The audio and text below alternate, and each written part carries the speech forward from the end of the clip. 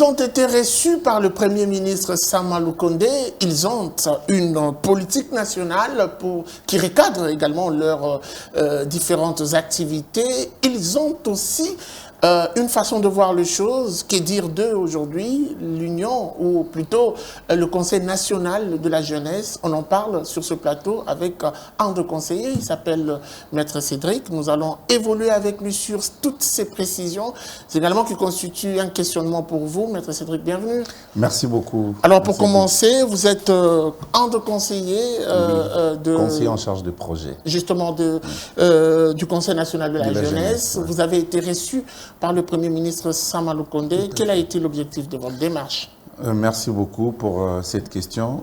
En fait, la démarche n'avait pour but que nous puissions en fait, remettre au Premier ministre l'expertise que nous avons en termes des questions des jeunes. Voilà. Alors, pour vous, c'était une nécessité ou une formalité? À la fois une nécessité, mais aussi une formalité. En quoi une nécessité? Nécessité parce que nous avons des problèmes qu'il fallait rapporter auprès du Premier ministre pour qu'il puisse au mieux préparer la mouture de son gouvernement en termes de personnes qu'il faudra placer à la jeunesse, mais aussi en termes de programme.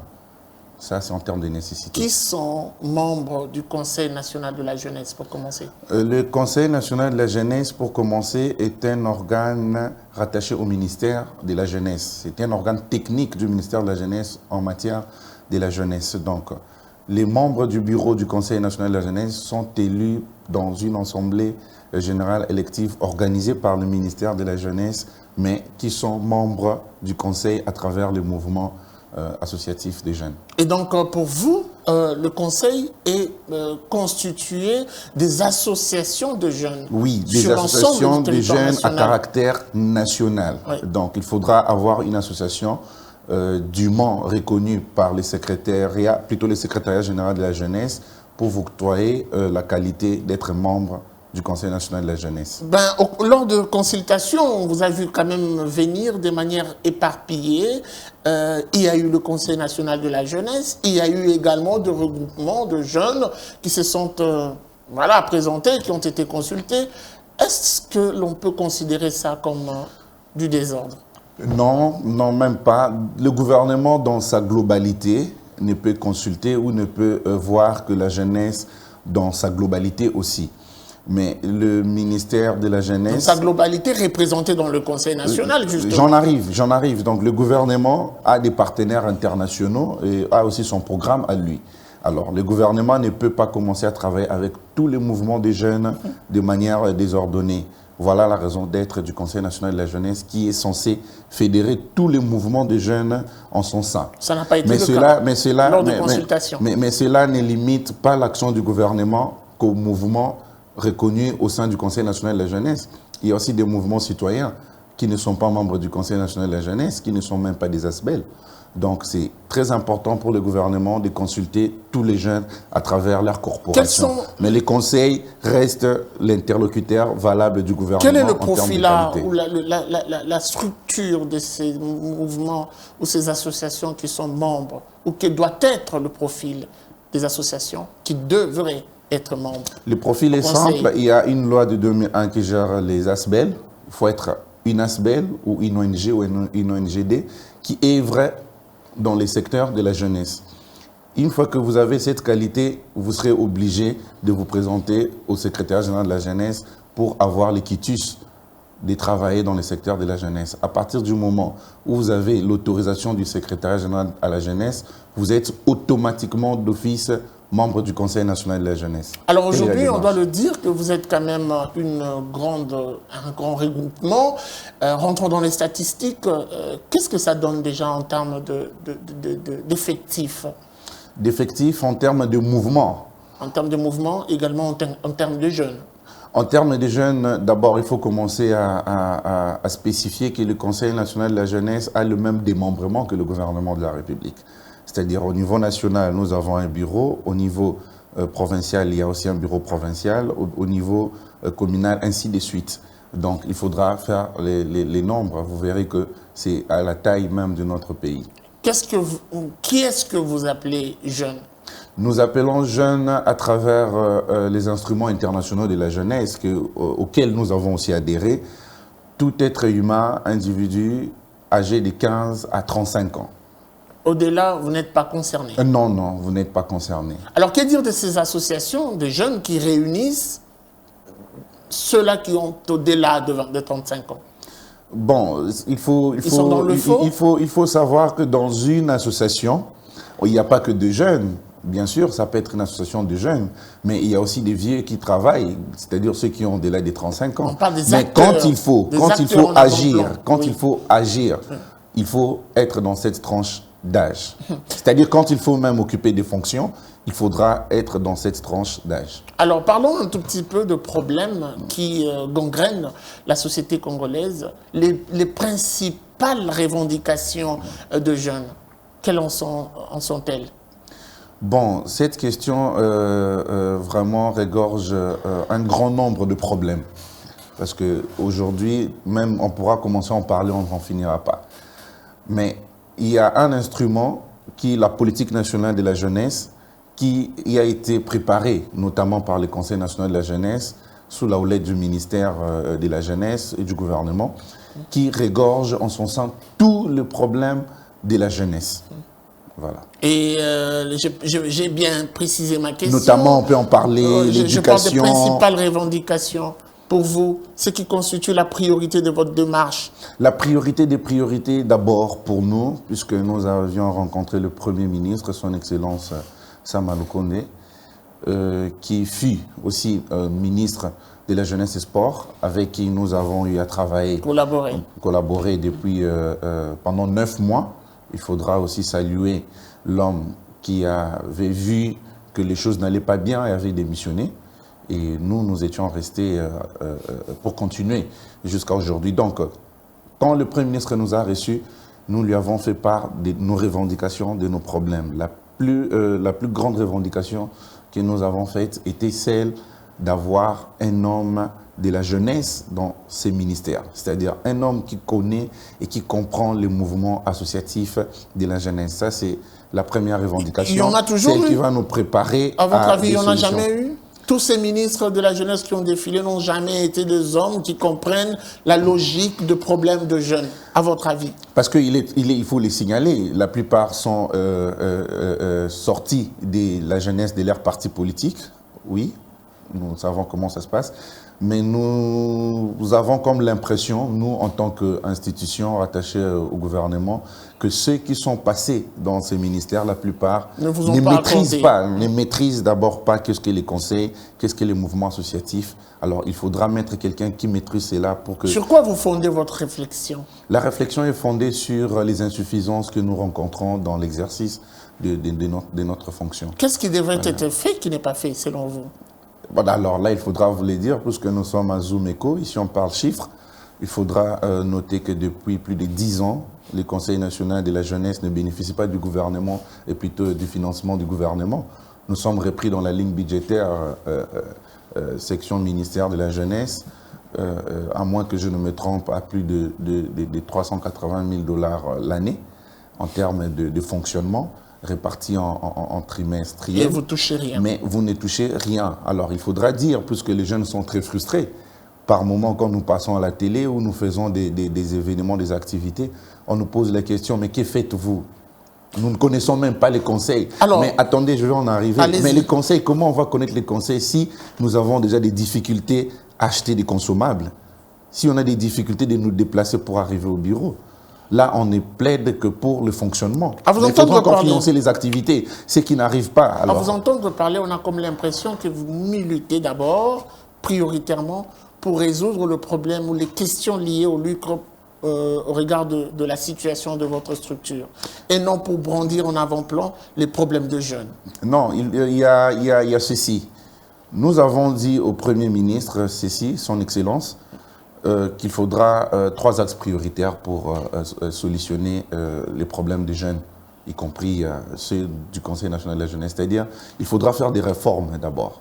La réforme des textes qui régissent la jeunesse, notamment les textes, l'arrêté qui crée le Conseil national de la jeunesse et qui permet son fonctionnement, et son financement. Deuxièmement, il faudra couler la politique nationale de la jeunesse que vous tenez entre vos mains. Il faudra ramener cela au niveau de l'Assemblée nationale pour qu'elle soit coulée en force de loi, que ça devienne une loi pour que ça donne la contrainte au gouvernement d'agir, de répondre aux questions des jeunes. Et puis, la dernière revendication que nous avions faite, c'est les financements. Parce que vous les savez très bien, on peut bien aujourd'hui avoir une loi sur la jeunesse, mais si les financements ne suivent pas, les activités ne seront jamais exécutées. Les questions ou le problème de jeunes ne peuvent être résolus qu'à travers le Conseil national de la jeunesse, pas en dehors. Non. Ça je dis non. J'ai dit, nous sommes dans un pays démocratique. C'est ainsi que s'appelle notre pays. Alors, le gouvernement a mis en place le Conseil national de la jeunesse parce que le gouvernement a des partenaires internationaux aussi. Alors, quand ces partenaires de la jeunesse arrivent, il faudra qu'il y ait un cadre au moins institutionnel qui regroupe le mouvement des jeunes. Telle est la raison du Conseil national de la jeunesse. Mais cela n'empêche, il y a encore d'autres jeunes qui sont dans leur mouvement politique. J'ai suivi religieusement vos 3 priorités présentées au Premier ministre. Vous avez parlé des lois qui doivent accompagner, réguler la réforme, les lois qui doivent réguler un peu le Conseil national, mais également le financement. Nullement, aussi la politique nationale de la jeunesse que nous militons. Justement, nullement, vous avez évoqué le problème lié sur le terrain, les difficultés palpables sur le terrain qui connaissent le jeune. On parle de l'emploi, on parle de l'entrepreneuriat, on parle de l'apport du gouvernement dans cette masse de jeunes qui doivent servir à quelque chose de la République pour parler d'un Congo émergent. On a comme l'impression que pour vous, tout doit commencer d'abord par le Conseil national de la jeunesse. Et après, le reste suivra. Ici, je suis en train de représenter une structure qui est rattachée au gouvernement de la République. Qui est également autorisée à parler au nom de la jeunesse. Au nom de la jeunesse, bien sûr. Mais vous avez entre vos mains la politique nationale de la jeunesse que nous avons mis en place. C'est une étude qui a pris au moins 7 ans ou 10 ans de travail. Considéré comme un discours. Voilà, comme une brochure. Parce que à l'intérieur, vous allez ouvrir, je crois, les chapitres 2, vous allez voir toutes les questions de la jeunesse sont reprises. Tous les problèmes des jeunes sont repris au niveau national. C'est repris dans la brochure, mais ce n'est pas dit par vous, jusque-là, de la structure. Mais justement, quand nous plaidons pour la légifération de la politique nationale de la jeunesse, c'est pour, en quelque sorte, rendre cela contraignant auprès du gouvernement, pour que le gouvernement se sente au moins obligé de mettre en pratique les activités, les revendications des jeunes dedans. Là, à l'intérieur, nous parlons de la formation professionnelle, nous parlons de l'insertion professionnelle des personnes vivant avec handicap, nous parlons des maisons des jeunes, nous parlons des maisons de la culture, il y a toutes les questions de la jeunesse qui sont reprises dans la politique nationale de la jeunesse. Alors, quel a été votre degré, ou quel est votre degré de relation avec le ministère de la Jeunesse? La relation reste, je dirais, patriotique, professionnelle, puisque nous avons eu à travailler avec lui. Dis-moi, sans pour autant être à l'aise dans votre assiette, vous parlez d'une relation professionnelle. Nous avons travaillé avec le Premier ministre, son Excellence Sama Lukonde, jadis ministre de la Jeunesse. Avec lui, durant 9 mois, nous avons senti des changements. Pour la petite histoire, avant lui, les bureaux du Conseil avaient fait 7 ans sans être renouvelés. Et quand il est arrivé, il a trouvé des financements. Il n'y en avait déjà pas au niveau du gouvernement. Il a dû voir les partenaires et nous avons organisé les élections qui nous ont ramenés, nous, aujourd'hui, dans ces bureaux. Mais depuis qu'il est parti, au moment où je vous parle, il y a eu glissement. Les ministres qui ont précédé n'ont pas pu pérenniser l'œuvre. Donc, nous pensons qu'aujourd'hui, il est à l'exécutif gouvernemental. Nous pensons qu'avec lui, nous allons vraiment progresser, sinon dans la continuité de ce qui a été déjà fait. Est-ce que l'État ne vous tourne pas le dos, puisque selon lui, sur le terrain, vous ne servez à rien? Nous ne sommes pas politiques, ça c'est de un. Je pense que c'est aussi l'un des freins que nous rencontrons avec certains ministres qui arrivent à la tête de la jeunesse. Nous ne sommes pas politiques. nous sommes des techniciens de la jeunesse. Nous avons l'expertise du terrain, de la question de la jeunesse. C'est là où nous nous limitons. Alors, si un ministre qui arrive et qui n'incarne pas la vision qu'avait Sama Lukonde, c'est lui vraiment de considérer ces techniciens-là, les mettre à leur place.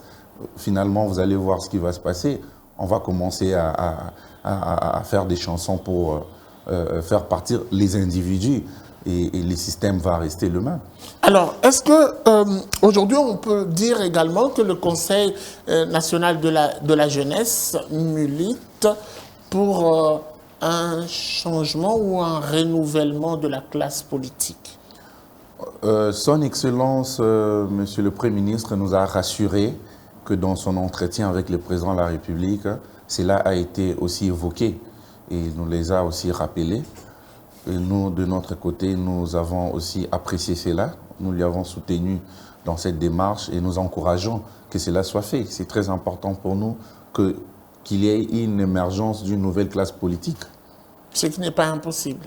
Ce qui n'est pas impossible puisque cela sera fait. Et je suis vraiment rassuré avec son Excellence, Monsieur le Premier ministre. Quelle est la température qui règne actuellement au sein du Conseil national de la jeunesse, entre vous, collaborateurs, les structures qui animent le Conseil national? Très bonne question. Déjà, je venais de vous dire que les élections n'ont pas été organisées.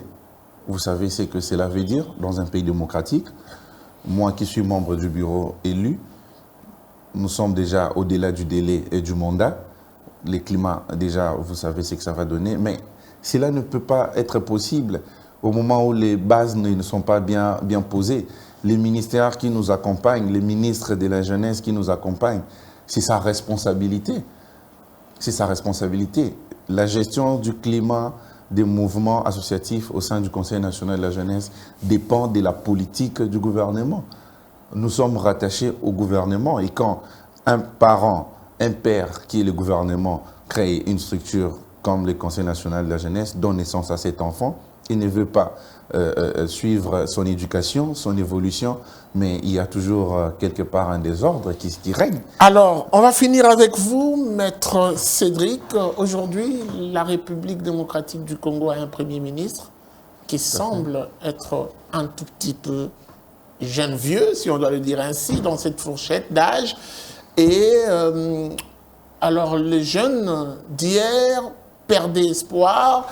Ils étaient un tout petit peu inquiets, certains. D'autres se sentent recroquevillés pour dire l'État nous a carrément tourné le dos, oublié, pour ne pas le dire. Vous êtes en face de ce genre, des milliers qui suivent Zoom-Echo Live. Ils ont besoin d'une parole, d'une phrase venant de vous. Face à la réalité, face au nouveau gouvernement, face à la personne de Sama Lukonde, quel espoir donner ou dire à ces jeunes qui vous suivent en ce moment? Vraiment, je veux redire la phrase que le Premier ministre, son Excellence, nous a dite à la fin de son propos. Il a dit que tout partira de l'unité de la jeunesse. C'est par elle que les changements viendront. C'est une phrase que j'ai retenue, c'est une très forte phrase, parce qu'aujourd'hui nous sommes dispersés, nous jeunes. Nous ne voulons pas voir Chungu devant, ça dérange parce qu'on s'est dit beaucoup de choses. Mais il faudra que nous fassions l'effort de se mettre ensemble, d'avoir une vision commune pour avancer. Et cette vision, je pense qu'elle est mieux incarnée en ce moment par le Premier ministre que nous avons, qui connaît, qui maîtrise mieux les questions des jeunes. Alors, c'est peut-être une occasion pour nous d'évoluer, de se mettre ensemble. Le consensus est très important pour l'émergence, le développement de ces pays. Merci à vous, Maître Cédric, prie d'avoir répondu à notre invitation. Merci, c'est à moi de vous remercier. Merci à vous de nous avoir suivis. C'était donc cette émission invitée en exclusivité. Nous avons reçu un des conseillers du Conseil national de la jeunesse. Il a dit les conseillers en charge politique. Des projets. Voilà, il s'appelle Maître Cédric.